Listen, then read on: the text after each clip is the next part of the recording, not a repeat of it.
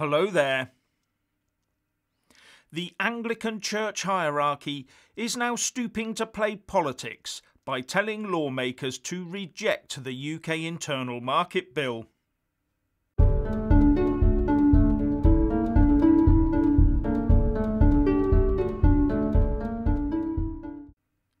Firstly, please subscribe and like this video to give my channel a boost. And I'm always uploading new content, so please do check back daily. And a big thanks to my Patreon and PayPal supporters.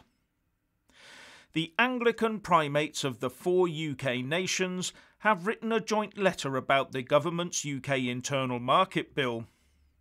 In the letter, they urge lawmakers to consider this bill in the light of values and principles we would wish to characterise relationships across these islands long after the transition period. And in the letter, they take great pains to make it clear that they've listened and taken the side of everyone except the government of the day.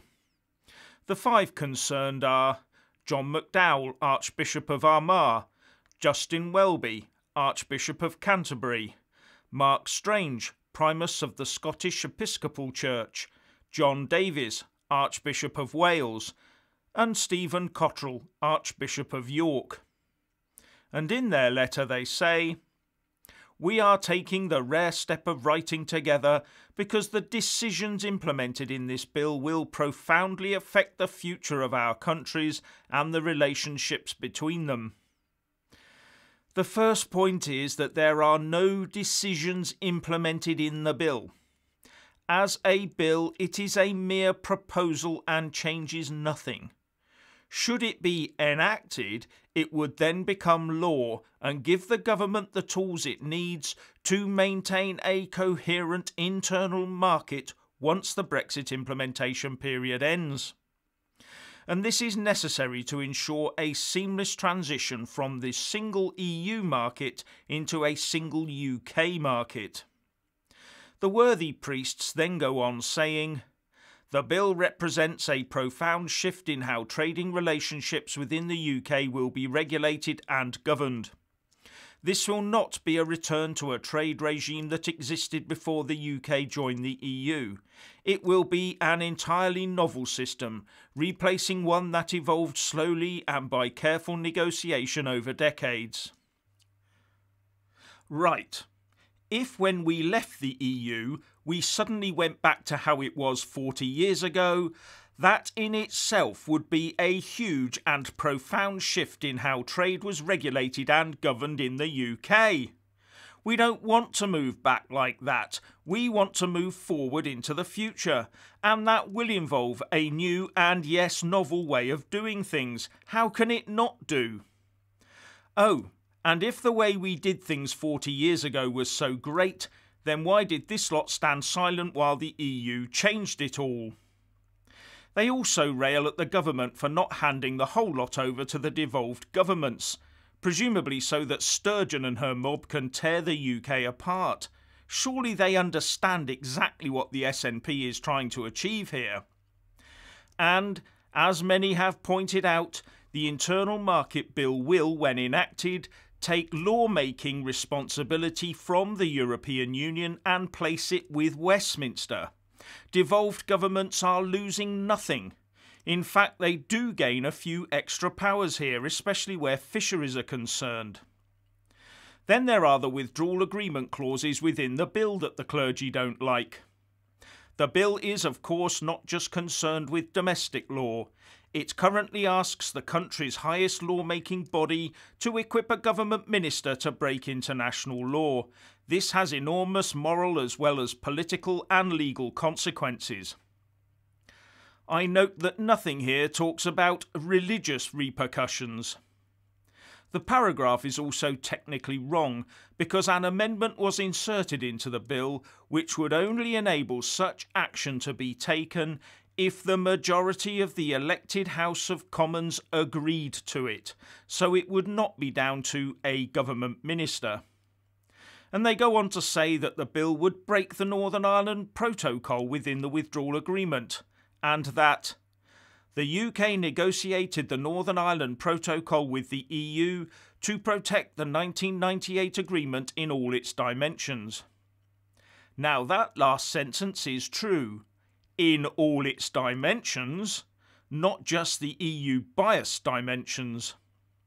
But what our head clergy failed to point out is that the Eurocrats intended to use that protocol to drive a hard border across the Irish Sea to entirely separate Northern Ireland from the rest of the UK.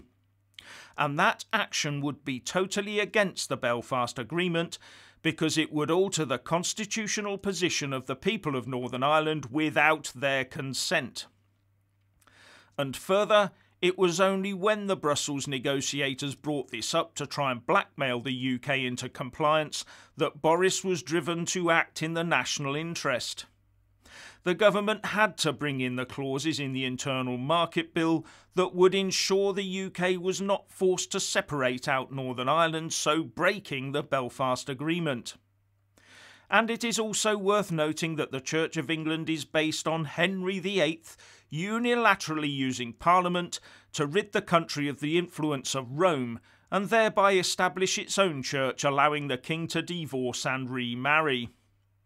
I wonder if that thought ever occurred to Justin Welby while he was helping to pen this missive.